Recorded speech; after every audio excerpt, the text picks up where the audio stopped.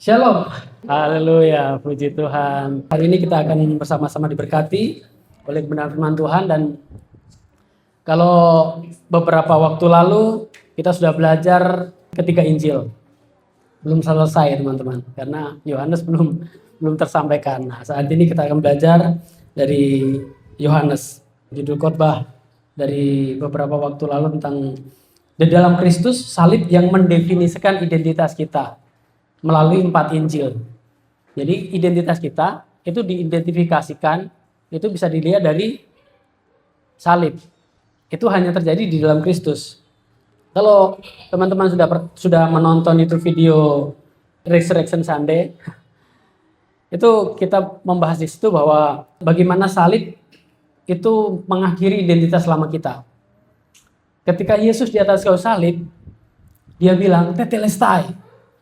Itu pada saat 2000 tahun yang lalu, identitas lama kita juga turut disalibkan. Berakhir identitas lama kita 2000 tahun yang lalu. Dan hari Minggunya, kebangkitan Yesus. Bagaimana kita memperingati kebangkitan Tuhan. Biarlah orang boleh belajar bahwa ketika kebangkitan Yesus, tidak hanya cuma sebatas, diperingati, begitu saja. Tetapi kita bisa melihat bahwa kuasa kebangkitan Yesus itu melahirkan identitas yang baru kita. Karena ketika Yesus di atas kayu salib, dia mati, orang semua mati. Termasuk 2 penjahat di kanan kiri Yesus itu mati. Tetapi dia tidak bangkit. Bukan bangkit dengan kuasa yang baru. Tetapi Yesus, di hari yang ketiga, itu bangkit dengan kuasa yang baru. Dia bangkit dalam tubuh yang ilahi. Dia punya identitas yang baru, manusia ilahi. Nah, makanya kita bersyukur. Kebangkitan Yesus juga kebangkitan orang semua. Amin. Jadi kalau teman-teman bingung dengan mungkin kita masih suka marah lah, masih suka emosi, masih suka tersinggung. Karena kita masih di daging, teman-teman. Justru ketika kita mengalami itu dan kita tahu bahwa manusia lama kita sudah dibangkitkan. Sekarang kita ini manusia baru. Kalau di Korintus bilang kan new creation, kita ini ciptaan yang baru. Yang lama sudah berlalu, sungguh yang baru sudah datang. Nah, kalau teman-teman ada yang belum nonton itu seri-seri sebelumnya, bisa nonton di channelnya Hey Fellowship Manado. Di situ sudah bahas bagaimana salib yang mendefinisikan identitas kita dalam Kristus melalui 4 Injil, karena kita belajar dari 4 Injil. Kalau kita sudah belajar Matius, bagaimana Matius ini mengidentifikasikan diri kita di dalam Kristus melalui salib, itu Matius menceritakan justru orang non-Yahudi yang mendapatkan kewahyuan itu. Bagaimana di Matius pasal 27 ayat 54, itu kepala pasukan Romawi. Ketika terjadi gempa, waktu Yesus disalib itu terjadi gempa, kepala pasukan Romawi, dia bisa bilang, sesungguhnya dia ini anak Allah. Itu adalah identitas. Yesus anak Allah ketika digantung di atas kayu. Dan itu tidak keluar dari orang-orang Yahudi. Justru pewahyuan itu disingkapkan melalui kepala pasukan orang Romawi. Nah, itu menceritakan bahwa mengingatkan kita bahwa ketika Yesus disebut oleh kepala pasukan ini seorang anak, sesungguhnya dia ini anak Allah. Orang semua yang percaya Yesus adalah bagian dari itu. Makanya orang ini disebut anak-anak Allah. Makanya di Galatia bilang bahwa barang siapa yang percaya kepada Yesus, dia disebut anak-anak Allah. Identitas kita adalah termasuk dari anak Allah. Kita ini anak Allah. Kalau di beberapa bulan yang lalu kita sudah sampaikan bahwa included. Jadi termasuk di situ banyak sekali identitas kita dalam anak Allah. Kita diberkati, kita disembuhkan, diperkaya, di banyak hal di situ. Kalau Markus memang karena Markus menggambarkan Yesus sebagai seorang hamba, Markus ini cepat sekali narasinya. Dia bergerak cepat, tiba-tiba langsung salib, tiba-tiba pelayanan. Dia tidak ada Yesus dilahirkan, Yesus tidak ada. Tiba-tiba Yesus langsung dibaptis, langsung melayani dan langsung kepada salib. Nah, Markus ini mengidentifikasikan diri kita dalam Kristus. Itu Markus kan menggambarkan Yesus sebagai seorang hamba. Dia menderita. Supaya apa? Supaya orang yang anak-anak tadi, anak-anak Tuhan, anak Allah tadi tidak turut menderita. Supaya orang menikmati benefit sebagai anak Allah. Dia yang rela menjadi hamba, yang menderita. Injil Lukas menyoroti salib, Dia compassion, penuh dengan belas kasihan. Banyak sekali hubungan di situ. Nah, teman-teman bisa nonton ulang reviewnya di video-video selanjutnya, dan ada 3 ayat yang dari pertama, kedua sampai ketiga ayat yang melatar belakangi ini. Bagaimana, kenapa sih kok kita bawakan itu kepada identitas kita dalam Kristus melalui salib. 2 Petrus pasal 1 ayat 2 berkata begini, kasih karunia dan damai sejahtera melimpahi kamu oleh pengenalan akan Allah dan akan Yesus Tuhan kita. Jadi kita bisa mengenal Tuhan Yesus itu dari keempat Injil, karena kisah Yesus itu ada di keempat Injil. Ketika kita mengenal dia, kita melihat perkara yang ajaib dia sudah kerjakan. Petrus bilang kita bisa menikmati kelimpahan kasih karunia dan damai sejahtera. Dan cuma kasih karunia ternyata, damai sejahtera juga. Ini jadi sebenarnya ketika kita menikmati kasih karunia, kita pasti menikmati damai sejahtera. Tapi Rasul Paulus tekankan lagi, kasih karunia dan damai sejahtera melimpahi kamu oleh pengenalan akan Allah dan akan Yesus Tuhan kita.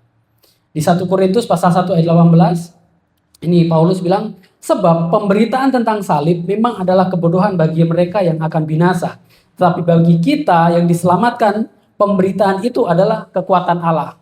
Kalau teman-teman ingat, kita sudah highlight, pemberitaan tentang salib bagi kita yang diselamatkan adalah kekuatan Allah. Jadi pemberitaan salib, bagi yang lain, apa itu salib? Kebodohan bagi mereka. Tapi bagi kita yang diselamatkan itu adalah kekuatan Allah. Berbicara kekuatan Allah, kita sudah belajar bahwa di Roma pasal 1 ayat 16, ini dari PB terjemahan 2, menyampaikan begini. Sebab aku tidak malu terhadap Injil, karena Injil adalah kekuatan Allah yang menyelamatkan setiap orang yang percaya. Pertama-tama orang Yahudi, tetapi juga orang Yunani. Jadi Injil ini kekuatan Allah untuk menyelamatkan semua orang yang percaya. Sebenarnya kan kita sudah pernah sering kali belajar bahwa tentang berbicara keselamatan itu banyak hal. Kalau ketika kita sudah dalam Kristus, percaya Yesus, di surga itu sudah pasti. Amin. Kita sekarang hidup itu tidak berusaha untuk mencapai surga. Karena tidak ada manusia yang bisa mencapai surga. Oleh sebab itu surga yang turun ke bumi menjangkau kita. Surga itu yang masuk di dalam kita. Dan itu adalah Injil. Itu adalah kabar baik. Nah, sebelumnya kita sudah belajar dari Matius, dari Markus, dari Lukas, ditambah lagi kisah para rasul karena penulis yang sama. Ketiga Injil ini disebut Injil apa? Injil sinoptik. Dibilang sinoptik karena sin itu bersama-sama, optik itu melihat. Jadi ketika penulis Matius, Markus, dan Lukas ini melihat kronologi Yesus secara bersama-sama. Maksudnya dari bawah, dari dia lahir sampai pelayanan. Jadi ada runutan narasi yang urut dari awal dia lahir, Yesus lahir. Tetapi Yohanes beda. Dia unik. Makanya disebut autopic. Ada yang bilang itu autopic. Auto itu sendiri, pic picture. Jadi dia punya gambaran yang sendiri. Nanti kita mau lebih lanjut ya. Kalau kemarin-kemarin kita sudah belajar di Matius, Markus, Lukas, itu dari sisi penulis masing-masing orang sudah belajar sebelumnya. Sekarang kita juga belajar dari sisi pribadi Yohanes. Orang semua sudah tahu bahwa Yohanes di sini dia sangat personal sekali dengan Yesus. Kan Yohanes ini tidak menyebut dirinya, beda dengan Matius. Matius menyebut dirinya Lewi. Matius juga pemungut cukai waktu Yesus memanggil dia. Markus dia menceritakan dirinya, menulis dirinya di surat di Injil Markus itu dia telanjang kan waktu ditangkap. Lukas memang tidak menulis secara eksplisit dia, tapi beberapa bukti, tulisan mencatat bahwa penulis Lukas dan penulis kisah para rasul itu orang yang sama, yaitu Lukas, Dr. Lukas, tabib Lukas. Dan Yohanes ini unik, dia menyebut dirinya itu, teman-teman pasti sudah tahu, murid yang paling dikasihi. Dia menyebut dirinya itu di pasal-pasal terakhir, mirip dengan Markus ini. Beda dengan Matius, dia di awal-awal pasal. Yohanes tidak menyebut namanya sendiri, melainkan menyebut dirinya sebagai murid yang dikasihi Yesus. Apakah Yesus cuma mengasihi Yohanes? Tuhan Yesus sayang sekali sama Yohanes. Nah, Tuhan Yesus kan sayang semuanya. Bahkan Yudas pun yang Yesus tahu. Selama perjalanan pelayanan, Yesus pasti tahu lah. Yudas ini sudah main doi deh. Tuhan tetap sayang sama Yudas sebenarnya. Tuhan sayang semuanya, termasuk orang yang harusnya orang yang berdosa yang dihukum. Tuhan sayang karena orang percaya Yesus, makanya orang diangkat jadi anaknya. Nah, menurut catatan Yohanes ini adalah murid yang paling muda di antara semuanya. Kan Yohanes dan Yakobus ini bersaudara.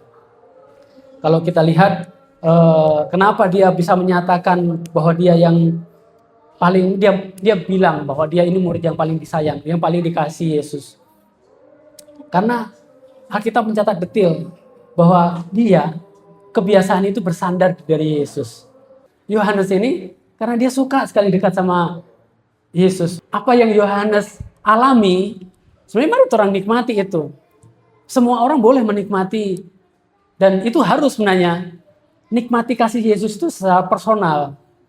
Dan uniknya, teman-teman sadar enggak kalau Yohanes ini kan menulis Injil Yohanes 1, 2, 3, surat Yohanes 1, 2, 3 sama Wahyu. Ada berapa yang dia tulis? 5. Kita tahu bahwa angka 5 adalah angka kasih karunia. Bukan kebetulan juga bahwa dia bisa menulis 3 surat. Petrus cuma 2 surat. Tapi Yohanes bisa menulis 1, 2, 3 surat. Yang kedua, yang selain Injil Yohanes. Sama yang terakhir, yang luar biasa sekali, Wahyu. Menyingkapkan hal yang nanti akan terjadi. Nah, kita ingatkan lagi bahwa banyak orang percaya kalau baca Wahyu takut. Bahkan takut mau buka di Wahyu aja takut, seolah-olah mengintip-intip. Karena banyak orang percaya tidak tahu kebenarannya. Orang ketika baca Wahyu harusnya senang, karena orang itu adalah mempelai perempuan yang nanti akan mempelai laki-laki, ini akan jemput orang. Bukan lagi ketakutan ketika orang kalau nanti ada masa intrigis, teman-teman. Orang tidak ada di situ. Mempelai laki-laki sudah ambil. Ini kita mempelai perempuan ini harus selamatkan dulu. Baru kekacauan di bumi ini, yang sekarang kekacauan yang ada ini belum seberapa. Bersyukurnya nanti orang akan ngalami itu. Jadi kalau orang rasa siksa sekali, tetap memiliki pengharapan dalam Tuhan. Bahwa ini bukanlah akhir dari semuanya. Tapi kita bersyukur, dalam keadaan seperti ini pun ingat pesan Tuhan. Aku menyertai kamu sampai pada akhir zaman. Jangan pernah lupakan itu. Matius sudah bilang. Matius di awal kan bilang, Immanuel, Allah yang menyertai. Dia tutup dengan, ketahuilah aku menyertai kamu sampai kepada akhir zaman. Jadi kalau orang mungkin rasa siksa, tetap percaya, orang tidak mau mati. Tetap orang ada dalam perlindungan Tuhan. Kalaupun Tuhan sudah panggil ya bersyukur karena orang bersama dengan dia. Tapi setidaknya selama orang masih hidup, pakai waktu ini untuk menyaksikan kebaikan Tuhan keluar sana. Karena banyak sekali hari-hari ini, banyak sekali semua orang kebingungan, mereka ya dengan pemasukan mungkin yang berkurang, dengan pengeluaran makin besar. Jadi kembali ingatkan diri kita, ada Yesus, sang pribadi kasih itu. Dan Yohanes ini kan ditulis terakhir. Dari Matius, Markus, Lukas, Yohanes ini paling terakhir. Dia antara tahun 80 sampai 90-an Masehi. Dan di situ dia sudah sering bertemu dengan Paulus. Kalau teman-teman lihat di Galatia pasal 5 kalau tidak salah. Paulus sendiri bilang bahwa dia menyampaikan salam pada Yohanes, Petrus dan juga Yakobus. Di sini Paulus sempat singgung. Jadi sebelum Yohanes menulis Injil Yohanes ini, Yohanes ini sering sharing sama Paulus. Makanya Yohanes ini banyak firman kasih karunia. Banyak sekali Yohanes berbicara tentang kasih. Banyak sekali di Yohanes ini berbicara tentang kasih Allah. Dan kita bisa menemukan karena begitu besar kasih Allah akan dunia ini. Itu cuma ada di Yohanes. Jadi itu ayat andalannya Yohanes. Yohanes 3 ayat 16 itu. Karena begitu besar kasih Allah akan dunia ini. Sehingga ia mengaruniakan anak yang tunggal. Itu adalah Injil, kabar baik. Cuma ada di Yohanes. Ini menyatakan bahwa Injil itu tidak cuma buat orang Yahudi. Buat semua orang yang percaya. Termasuk orang saat ini. Sebagai salah satu dari murid yang terdekat Yesus, Yohanes menulis berdasarkan pengalaman langsung. Jadi Yohanes ini banyak menceritakan kehidupan Yesus itu di Yerusalem memang. Orang tahu Yohanes ini anak Zebedeus, saudaranya Yohanes itu Yakobus, mamanya Yohanes ini Salome. Beberapa catatan mencatat bahwa mamanya itu Salome. Kalau orang lihat di catatan di Injil, kan ada yang bilang Maria, ibu Yesus, Maria Magdalena, sama ada Salome yang sering ikut Yesus. Sampai di kubur Yesus ada itu Salome. Sekarang Orang mau lihat dari sisi Injilnya. Nanti orang mau melihat bagaimana penekanan salib menyangkut orang beridentitas dalam Kristus. Yohanes pasal 1 ayat 1 sampai 3 bilang begini. Pada mulanya adalah firman. Firman itu bersama-sama dengan Allah dan firman itu adalah Allah. Ia pada mulanya bersama-sama dengan Allah. Segala sesuatu dijadikan oleh Dia dan tanpa Dia tidak ada satupun yang telah jadi dari segala yang telah dijadikan. Dari 3 ayat ini saya langsung mundur ke bawah ke ayat 14. Jadi pada mulanya tadi adalah firman. Nah, ayat 14 bilang begini. Firman itu telah menjadi manusia dan diam di antara kita. Dan kita telah melihat kemuliaannya, yaitu kemuliaan yang diberikan kepadanya, kepada Yesus, pada firman ini, yang menjadi manusia ini, sebagai anak tunggal Bapa. Ini bagus ini. Penuh kasih karunia dan kebenaran. Hanya di dalam Dia itu kasih karunia dan kebenaran. Kalau orang lihat di Yohanes pasal 1 ayat 1, dari pada mulanya adalah firman. Kalau orang flashback ke Alkitab, kitab pertama dalam Alkitab, Kejadian pasal 1 ayat 1, pada mulanya Allah menciptakan langit dan bumi. Pada mulanya Allah. Kalau di Kejadian dibilang pada mulanya Allah menciptakan. Allah yang berfirman. Dia kan menciptakan melalui firman. Allah menciptakan. Tapi di Yohanes bilang pada mulanya adalah firman. Yohanes dimulai dengan pada mulanya adalah firman. Ini yang membedakan dengan makanya Matius, Markus, Lukas itu dibilang sinoptik. Karena mereka melihat bersama-sama, urut. Mereka memulai dari bawah. Yesus dari lahir. Memulai dari bawah, Matius, Markus, Lukas. Tetapi Yohanes dimulai dari atas. Makanya Yohanes kalau orang lihat, bahkan kan Yohanes gambarkan sebagai Raja Wali. Dia dari atas, warnanya biru, Yohanes itu. Bersifat ilahi Yohanes itu. Nah, ini yang menarik karena di Yohanes ini ada 7 ungkapan Yesus. Dibilang akulah. Ada 7 akulah. Aku adalah. Ego eimi. Teman-teman ingat kejadian waktu Musa dipanggil Tuhan, ada semak belukar. Tuhan, kalau bangsa Israel tanya siapa Tuhan penama, kita mau jawab apa? Tuhan bilang, aser aku adalah aku. I will be what I will be. Yang pertama itu Yohanes pasal 6 ayat 35, itu berbicara akulah roti hidup. Yesus menegaskan bahwa Ia adalah sumber kehidupan rohani yang memuaskan kebutuhan jiwa manusia. Nah, banyak sekali kan jiwa-jiwa yang tidak terpuaskan, makanya di mall, di pantai. Untuk memuaskan apa? Memuaskan jiwa. Kadang lelah, penat dengan segala kesibukan duniawi. Yesus datang, akulah roti hidup. Di Yohanes pasal 6 itu ada. Ayat 35, 48, dan 51. Akulah roti hidup.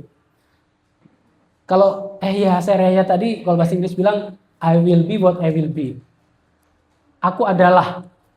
Tidak jelas sebenarnya. Kalau di bahasa Indonesia kan rancu. Aku adalah. Akulah.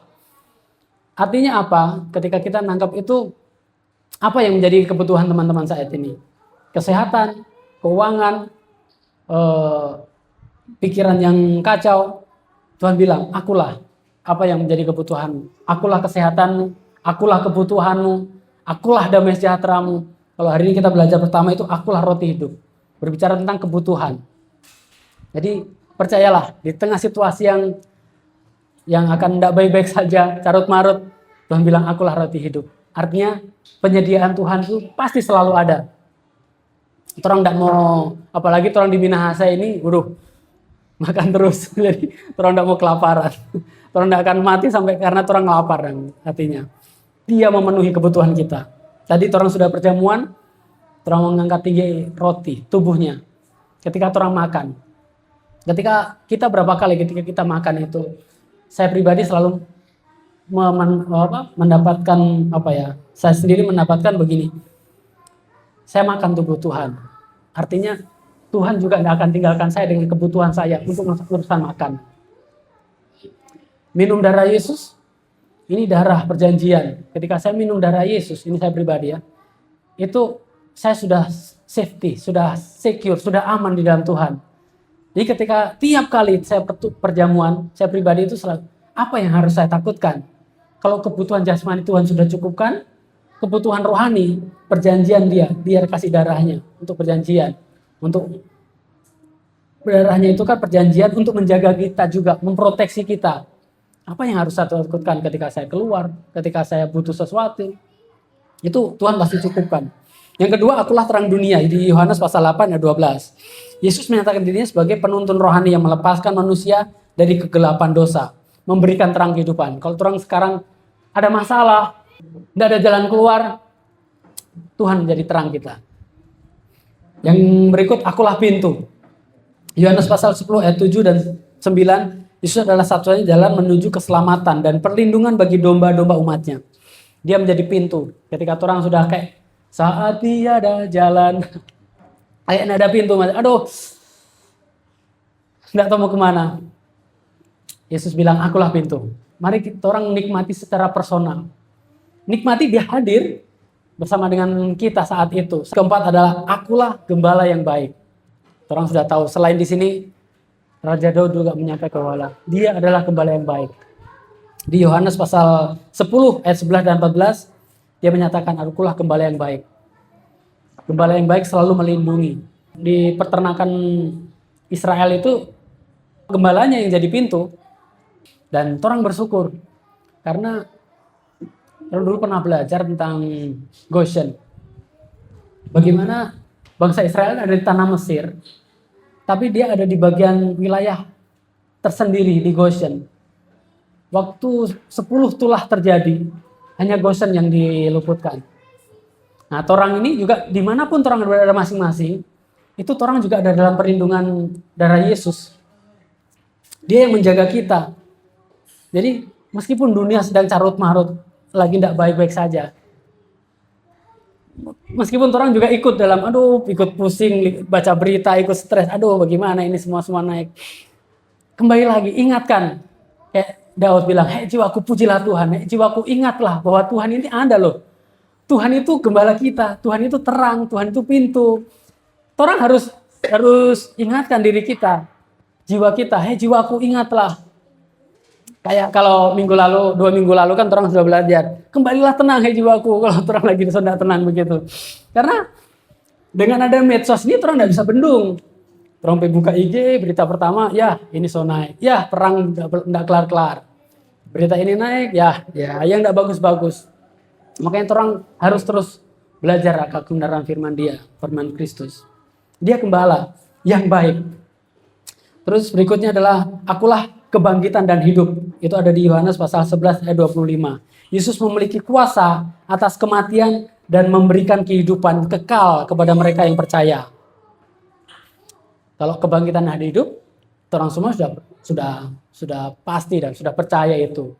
Masalahnya ketika melewati masa-masa ini yang kadang berat, seolah-olah berat. Orang semua punya struggle-nya masing-masing. Tetapi secara personal, secara pribadi ini, mari orang nikmati itu. Akulah. Apa yang teman-teman butuhkan? Akulah apa yang teman-teman butuhkan sekarang? Sebut itu. Lihat Yesus pemenuhan teman-teman semuanya. Akulah jalan dan kebenaran dan hidup. Jadi kalau orang tidak tahu jalan, Tuhan orang berjalan. Terakhir ada ketujuh. Akulah pokok anggur yang benar. Yesus adalah sumber kehidupan dan kekuatan yang memungkinkan manusia menghasilkan buah rohani. Ketika orang merenungkan firman-Nya, merenungkan kebaikannya, orang tidak rasa itu ternyata sudah menghasilkan buah dengan tiba-tiba menolong orang yang tanpa orang sadari, atau orang sharing dengan orang yang mungkin orang tanpa orang effort, karena orang tujuan bukan supaya, tapi karena sudah, bukan supaya orang itu dijamah Tuhan, tapi karena Tuhan sudah menjamah kita, dan itu akan tertransfer tanpa orang sadari itu. Orang menolong orang banyak hal, buah itu kan banyak hal. Dan itu semuanya terjadi ketika kita ada di dalam pokok. Nah, kita mau melihat salib yang mendefinisikan identitas kita dalam Kristus. Menurut Injil Yohanes, kita adalah orang-orang yang dikasihi. Orang-orang yang ditebus. Orang-orang yang sudah dihidupkan. dan diutus untuk hidup dalam kasih. Kasih ini berbicara agape. Bukan kita harus mengasihi, bukan kasih phileo, kasih storge, tapi kasih agape, kasih yang tanpa syarat.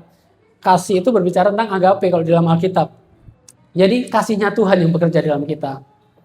Kita tidak lagi ditentukan oleh dosa masa lalu kita, tetapi oleh karya tuntas Kristus, karya salib yang sudah selesai. Teman-teman, kita mau baca Yohanes pasal 21 ayat 24 dan 25 itu. Memang Lembaga Alkitab Indonesia memberi judul perikop 2 ayat ini kata penutup. Tapi kita mau baca ya. Dialah murid yang memberi kesaksian tentang semuanya ini dan yang telah menuliskannya, dan kita tahu bahwa kesaksiannya itu benar. Masih banyak hal-hal lain lagi yang diperbuat oleh Yesus, tapi jika semuanya itu harus dituliskan satu persatu, maka agaknya dunia ini tidak dapat memuat semua kitab yang harus ditulis itu. Di sini saya perhatikan memang mirip dengan kisah para rasul. Karena apa? Masih banyak hal-hal lain yang diperbuat oleh Yesus. Tapi kalau semuanya itu harus dituliskan satu persatu, maka agaknya dunia ini tidak dapat memuat semua kitab yang harus ditulis itu. Karena apa yang Yesus juga bilang itu di Yohanes lagi. Kamu akan melakukan jauh lebih besar dari apa yang aku lakukan. Artinya apa? Pekerjaan Yesus belum selesai 2000 tahun yang lalu waktu dia naik. Pekerjaan itu terus mengalir, terus terjadi melalui orang semuanya. Jadi melalui kehidupan orang masing-masing, dalam pekerjaan, dalam apapun yang orang kerjakan, itu pekerjaan Yesus, pekerjaan ilahinya itu terjadi dalam orang. Makanya orang melakukan, menjalani, mengalami hal-hal yang mustahil itu harusnya orang alami. Karena itu menjadi bagian dari orang. Sebagaimana Yesus dia ada di bumi waktu itu, 2000 tahun yang lalu, dia banyak melakukan mujizat. Yesus yang dulu di bumi melakukan banyak mujizat, itu ada di dalam orang sekarang. Nah, jadi orang sudah belajar tadi bahwa bagaimana dari sisi salib di dalam Kristus, orang diingatkan hari ini, salib mengidentifikasikan kita, mendefinisikan diri kita, itu orang yang dikasih. Sebagai penutup, kita mau buka sama-sama. Teman-teman boleh buka di dalam Yohanes pasal 8 ayat 36. Jadi apabila anak itu memerdekakan kamu, kamu pun benar-benar merdeka. Kalau teman-teman perhatikan satu perikop itu, kalimat yang sama itu diungkapkan Yesus 2 kali. Ada di ayat 32 lagi. Ketika anak itu memerdekakan kamu, kamu pun benar-benar merdeka. Itu diulang 2 kali sama Yesus. Artinya apa? Itu konfirmasi. Nah sekarang orang bersyukur karena orang ada di dalam persekutuan yang selalu mendengarkan tentang anaknya, pribadinya, yaitu Yesus sendiri. Dan ketika orang terus mendengar pribadinya, pribadi anaknya itu akan memerdekakan orang. Di update King James itu bilang, if all of you continue in my word. Jika semua kalian continue in my word. Jadi terus belajar akan firman-Nya. Continue, berkelanjutan. Artinya orang harus terus belajar akan firman-Nya, pribadinya melalui firman Tuhan. Kalian akan menikmati kemerdekaan itu. Jadi hari ini kita diingatkan, nikmati kemerdekaan itu yang Yesus sudah berikan melalui identitas kita yang baru dalam Kristus. Kita akan terus diingatkan siapa kita dalam Kristus. Karena ini penting sekali untuk orang-orang percaya diingatkan identitas kita dalam Kristus. Ketika orang mendengar firman itu, orang tangkap. Kalau rema kan, orang belajar 2 minggu lalu, orang tangkap itu secara personal. Sama ketika Yohanes, dari 12 murid Yesus, hanya Yohanes yang dia menangkap personal kasih Yesus itu. Selain Yohanes, yang tercatat secara jelas juga Paulus. Paulus di Galatia pasal 2 ayat 20, dia yang telah mengasihi aku dan menyerahkan dirinya untuk aku. Nah itu, cara aku itu personal. Yang terpenting untuk saat-saat ini, teman-teman, adalah mari nikmati kemerdekaan, mari nikmati identitas kita, mari nikmati kasih itu secara personal dalam Kristus. Jadi ketika orang menikmati itu personal, biar mau dunia mau hirup pikuk bagaimana, orang aman, orang tahu, orang akan tetap aman di dalam Dia. Kita adalah ciptaan yang baru, kita orang-orang yang dimerdekakan yang sangat-sangat dikasihi Bapa. Saya percaya firman itu akan terus mengalir, karena Roh Kudus itu tidak akan berhenti sampai di sini. Amin. Puji Tuhan Tuhan Yesus memberkati kita orang semuanya.